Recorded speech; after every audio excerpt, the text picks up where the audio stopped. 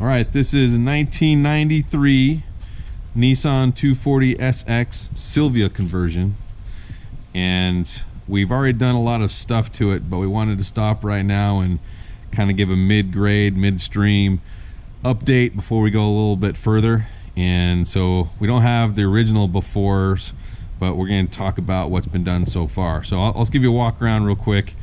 It does have a Silvia front end conversion, which is everything, the front fascia, fenders, and the hood.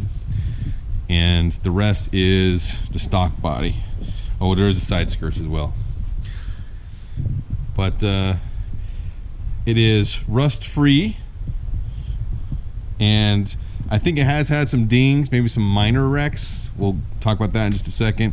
But it is rust free and the body is straight. Undercarriage is pretty much good to go. So this is Cole. He's my technician, and he has built the car. So we're gonna try and remember everything we did step by step. So Cole, how about you talk about what was the car like when you first found it? So it'd been sitting for quite some time before you found it. Yeah. And it was inoperable, right? Yeah, but when we got it, it had a blown KA turbo in it with a big top mount turbo and a AEM standalone ECU. And had some gauge clusters nonsense on the A-pillar or something? Yeah, it had a few gauges in there. Nothing fancy. So we took a lot of stuff out. I don't know if we're going back to stock, but it's, I don't know, like a lightly modified stock, not drift. We're kind of de-drifting it, I guess you could say. This came out of a S13. The motor is from a S14. It's like 95, 96, something like that. Yep. And it's the KA. It's a non-turbo. I'm pretty sure this came out of one of the green S14 I got when I bought a S14. Came with two motors, and one of them was blown in that, and we pulled this set out. Okay. And we rebuilt it. We had the head rebuilt at Vegas machine, and we had the bottom end rebored 20 over, and he got high compression pistons for us. Okay. So it's not a stock motor internals. Right. Well, the rods and bearings and crank is all factory. I'm pretty sure the crank was polished and all new bearings. And yeah, we didn't gap the rings for turbo or anything. It's just for NA. So when you found that the motor that was blown was turbo, and there were some modifications done here for the turbo piping. Right. On both sides. Yeah. So the battery was relocated to the trunk. Yeah, battery was in the trunk. And holes cut for the and you said that was melted? The motor was melted? Yeah, it was really badly overheated, and someone used some crazy, nasty type of sealer on the head gasket. On the intake, it was like this white goop leaking from the engine all over the place. And the knock sensor was completely melted all the way off. Yeah, someone overheated it real good. And then that's why it wasn't operational. Right. So when I disassembled the engine, the timing chain guides were all melted into the timing chain. Holy hell. So I don't even know if it would have cranked. So what exactly do you think would have caused that? Like just... He overheated it extremely. Like more than once? Or like, yeah, it was turbocharged, and whatever happened, it was just really badly overheated to the point of no return. Right. So that motor's gone, irreparable, and this one is the replacement. And you said this was out of the S14. Yeah. Okay, so we relocated the battery, put it back where it's supposed to go. That was an upgraded radiator that came with it, right? Mishimoto radiator, wired in a fan for you. Yeah, so obviously there's no fan shroud, and Cole said it probably would have been okay, and he's probably right. But we're in Vegas, 115, 120 degrees, sitting at a stoplight. I didn't want to take any chances, so we wired in it's a push fan actually, right? Yep, pusher, just to a relay. Yeah, so we've got a manual switch. I've had no problems with it overheating. I don't think I will, but just in case, driving around summertime, sitting at a light, like I said, just crank on a fan so that we got some air pulling through there because we have no shroud. I've done very little. I did replace spark plugs, wires, fuel injectors. I'm not sure if those were good or bad. They came with the... They were old. So. Okay, yeah. So I replaced those new. Yeah, OEM. We taped up some wiring. All the filters, air filter, fuel filter, oil filter. Gaskets, of course, were done when you rebuilt the motor. Yeah. And okay, so there was also, so we had a short shifter. Well, let's talk about the interior for a second. So these, well, Cole, where do these seats come from? Oh yeah, seats are from S13. They're a little more comfortable, and the S13 seats that were inside were pretty nasty. So as Cole was saying here, this is like a base model, so we don't have any window motors, obviously. It's crank, which I actually like. I think it's kind of cool. It's the only car I have with a crank window. And there is no factory AC. Yeah, that's crazy. So I guess the buttons would have been here for the AC. They're not. We have no AC. It didn't come with one at all, right? Right. Dash, of course, is cracked. We're going to get some mat for that. Also, the tier is not great, but it is complete. There was also a bubble tint on the back window, which I removed. Also, you're saying, Cole, that a lot of these have the sunroof? Yeah. And this one does not? Right. So I have to make that makes it lighter, correct? Yeah. So the trim is not great. Some of these seals are wore out. They need to be replaced. So when you close the door, it doesn't quite seal that great, but we'll fix that. We do have a brand new windshield molding,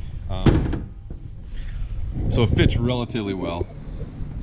Most of these I see around town, the lights don't fit, the side markers don't fit, so that's something we need to be corrected. We do have the projector lenses, although we're just using the stock wiring harness from the original 240s, so the gold centers do not work, so we need to get the wire harness conversion. And these are new lenses, but you already had the front fascia, right? So I've already done somewhat of a small repair to this fender and this front bumper. Okay, and you have a custom bash bar underneath there. Yeah, I made a custom tube bash bar. Okay, so you can't see it because it's covered up by the Right. bumper, but it is, you welded it together and everything. Right. Okay. I plated the front frame rails and welded the bash bar straight to that. And we do have a one-piece drive shaft, right? Yeah, it has a one-piece drive shaft. Okay. So obviously we're gonna get it painted and whatnot after we do all the customizations, and we do got some problems here with the trim. I don't know if that can be resurfaced or just replaced, but this was already been, this window was falling out completely. Yeah, it was Had all to- the way out when we had it. Had to be reset. And your wheels were all painted. Yeah, so the previous owner, for some reason, you'll have to ask him, painted 3 of the 4 wheels black, and this was actually one that was not painted. So that one looked, that's I guess stock without the centerpiece. But I used some paint stripper to try and get the black paint off. You can see it's I did the best I could, and there's like 3 or 4 coats of paint stripper. The problem was, once you just keep getting more and more coats of paint stripper, you're actually starting to strip off the gold finish too. Yeah. So these wheels are fucked. So you can't, they're not bringing them back. I tried to keep them, but it's not happening. So they're on here for now, and we will get new ones. And of course we gotta strip off the antenna. He had a wing, I guess. Did you see with the wing? No, I never had a wing when we had it. You took out the carpet? Yeah, so when Cole brought it through, the carpet was completely soaked with oil. Oh, The dude yeah, was that's storing okay. parts back here, right? Mm-hmm. He had a little storage bin of parts leaking oil in the trunk, and it totally destroyed the carpet. So I just removed it, and as you see, we still got a lot of residue. Yeah, I still can't. This is so very rare for the trunk plastic pieces to be in here. This is the only 240 I think I've seen with You're probably right. trunk plastics on these things. Never seen them before. And do you know if this is matched the car? Because we got gray plastic trunk lining, but the interior is more of a brown. Did you notice that? I think Yeah, it's probably all. It's 'Cause probably stock. You think gray. it's mismatched? Oh, it is? It's probably stock. Regardless gray. of the interior color? Yeah, Okay. I would think so. So yeah, obviously this needs to be cleaned up, get the oil the hell out of there, new carpet. I think the panels are salvageable. They're not, I mean, they're really flimsy and thin, but whatever. That's probably why people rip them out. Yeah, not terrific shape. Is that rust or is that, what's going on here, man? Might be like surface rust. Kind of hard to tell with all this oil and goop and shit. Here's where he had the battery. He relocated the battery here. Oh, and he had it hooked up with speaker wire. Oh, right? Yeah, I think there's some still chilling down in there. Yeah, it was speaker wire. It was like a amp power wire, 8 gauge or something like that. It definitely wasn't the right stuff. So we got custom exhaust, a Cole made. Yeah, welded. Yeah, it works. So no cat, right? Yep, no cat. And I had this muffler from the '89 Mazda MX-6 that we used. I mean, it's just also all none of the, since it's not like a super expensive fiberglass, nothing ever fits perfect. So it all, Yeah, it's like a mold that they reuse over and over again. It warps over time. every piece requires a little bit of. So dude probably hit something. We got some Bondo action going on here, and also the door has been repaired. You didn't see it wrecked though, right? It was like this. Oh, yeah, it was like this when we got it. And I guess it was what, dark green. Yeah. That was a stock. I mean, it looks black, but it's not. It's drift button we removed, and then this was a short shifter which we went back to stock because this was leaking like hell. Yeah. Bag obviously needs some love. Do got aftermarket stereo, no sub, and as far as functionality, everything works, right? Even our little seat belts. So, quick, get on here. So when you close the door, look at that, slides back. So we do have our manual handles here.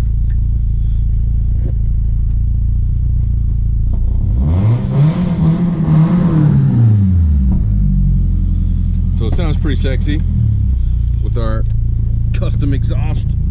I think the idle's pretty good. Yeah, sounds good. Look at that. So I guess in a nutshell, we're not only fixing everything that's been destroyed in the past from previous ownership, but we're de-drifting, what would you say? Because it was a drift car and we're making it more of a street car. Yeah. I drove it around for about a year, low like this, and it looks really bitchin'. It looks really cool, and it might even be good for performance with drifting. But driving on a street like this is not fun. You feel everything. Cole's got S13, and his is lower than this. I even lowered it more since you've seen it last. And he's even lowered it more. So this has adjustable coilovers, and we're gonna raise it a couple inches today, right now. And we're gonna make it a little more friendly on the butt and your kidneys. Because this is okay when the road is perfectly level, but anything else, it's rough, man. So before we go, let's give you a quick overview of everything else that Cole's been working on. You've been a busy guy, Cole. But we have a 2002 RSX Type S. They'll be going into the body shop soon. And we have a fully restored 2004 350Z here. Then we have a 1988 MX-6 GT Turbo. Then this is 1987 Nissan 300ZX. It's a hot rod. We have a V8 crate motor in there. We'll talk about that later. I have a 91 Nissan 300ZX twin turbo, heavily modified. A lot of go fast goodies in there. This is another Mazda MX-6. This is a 1990. It's almost fully restored. We'll get that to paint and body soon. And this, of course, is a 85 300ZX turbo, pretty well mint. And we had another video about that. But Cole has worked on all of these, right? Yeah. We'll do separate videos on all of these, and yeah, and then in here we have a 2011 Lexus Is 350C. I don't think I've touched the G either. Yeah, I don't think we've done anything this one either. And then this is a 03 Infiniti G35, which is pretty clean. Yeah, I don't think we've done anything on this at all. These are all got low miles. This has 1,000. This has like 90,000, and it's kind of hard to drive everything once a week. But today, all we did, what did we do, Cole? We fixed a valve cover gasket here on our Type S, and transmission fluid swap.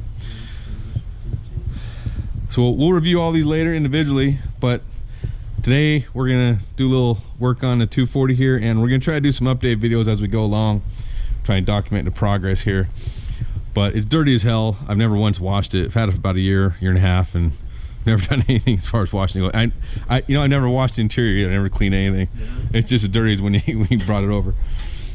So, yep, that's where we are. So, if you have any questions, let me know, and we're gonna get working on these coilovers. So, we are actually raising the 240, not lowering it today. I know everyone else wants to lower them, but we're already lowered, and it's too damn low.